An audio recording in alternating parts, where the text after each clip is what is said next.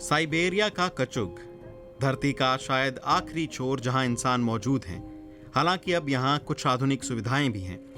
आंद्रियान खोमरोव एक मुश्किल यात्रा पर बर्फीले जंगल यानी ताइगा के दूर दराज के गांव की ओर जा रहे हैं। उनकी सबसे बड़ी चिंता है मौसम। मुझे लग रहा है कि इस यात्रा पर मुश्किलें होंगी।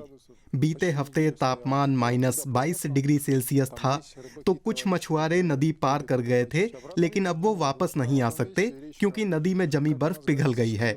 ये दोबारा तापमान बढ़ने की वजह से हुआ है। अपनी पत्नी तमारा के साथ नाश्ता करने के बाद वो अकेले इस यात्रा पर निकल जाएंगे। बिल्कुल, मुझे बहुत चिंता होती है। मैं रात में सो नहीं पाती। सड़क के हालात ऐसे हैं, न जाने कब क्या हो जाए।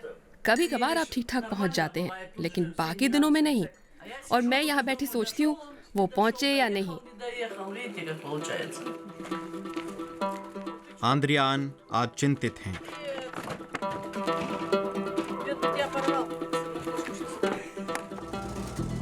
क्या सोवियत संघ के जमाने की जीप उन्हें मंजिल तक पहुंचा पाएगी? कहीं उनके कुत्ते पर भेड़िए हमला तो नहीं करेंगे जैसा पिछली बार हुआ था? लेकिन आगे बढ़ने से पहले वो एक जगह रुक गए हैं। ये पवित्र जगह है। ऐसी जगहें हर तरफ हैं। अच्छी यात्रा की कामना के साथ हम चढ़ावा चढ़ाते हैं ताकि कार में किसी तरह की कोई दिक्कत ना आए। ये यहाँ का रिवाज है। और वो चल दिए लगातार मुश्किल होते जा रहे एक रास्ते पर।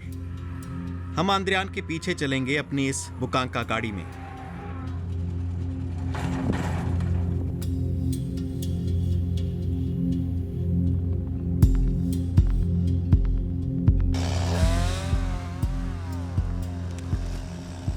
रात में टूटे पेड़ों ने रास्ता रोक दिया है। हमें जंगल से होकर आगे बढ़ना होगा।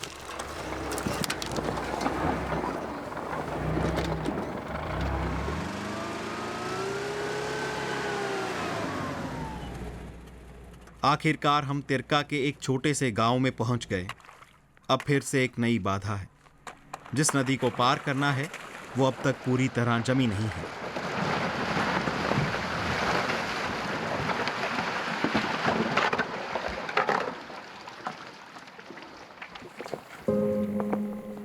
अगली सुबह आंद्रियान ने अपनी जीप पीछे छोड़ दी और गांव वालों के लिए लाए गए गैस सिलेंडर बोट की मदद से पहुंचाए।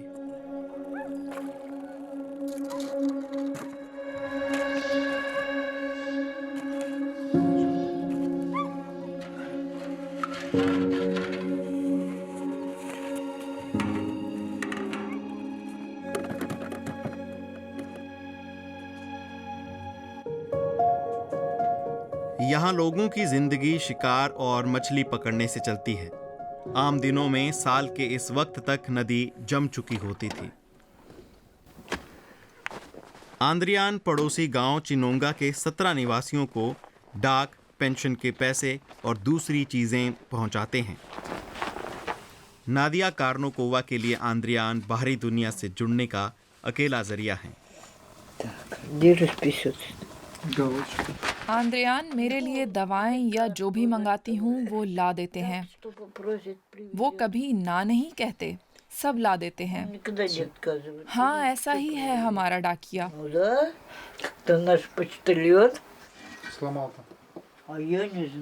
नादिया को लगभग 4,500 रूबल में महीने भर गुजारा करना होता है।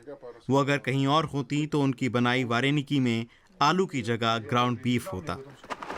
उनकी पड़ोसी नीना स्कॉर्नियाकोवा भी बहुत गरीबी में जी रही हैं, लेकिन वे कहती हैं कि ये असल समस्या नहीं है।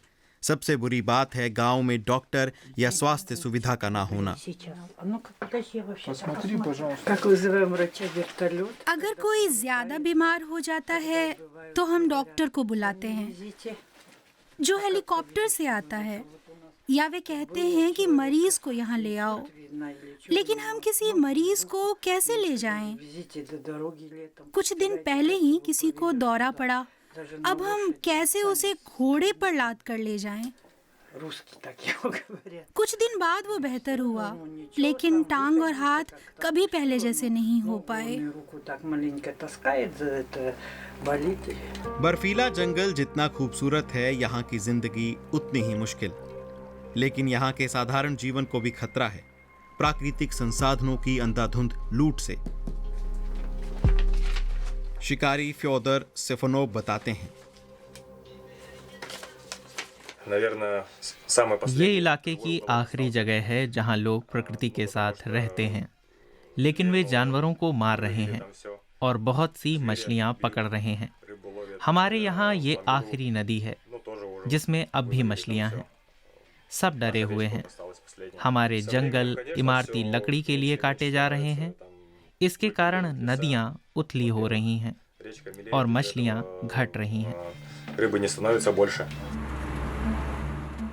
साइबेरिया के रास्तों में दिखे जलवायु संकट की कठोर यादें लिए हम तिरका लौट आए हैं। गर्मियों में जंगल की आग इस बड़े इलाके को तबाह कर देती है। कई किलोमीटर तक जले हुए पेड़ों के ठूंठ ही मिलते हैं। इतनी दिक्कतों के बावजूद तिरका में ही आंद्रियान का मन लगता है। रिटायर होने के बाद वे यहीं रहना चाहते हैं। आंद्रियान बताते हैं कि उनके लिए नौकरी की एक ही वजह है और ये पैसा नहीं है। मेरी किसी को जरूरत है, यही एहसास अपने आप में बहुत प्यारा है। आप पेंशन लेकर जाते हैं तो लोगों की आंखों में चमक दिखती है। जब भी मुझे याद आता है कि मैंने किसी के लिए कुछ अच्छा किया तो सारी परेशानियां भूल जाता हूं।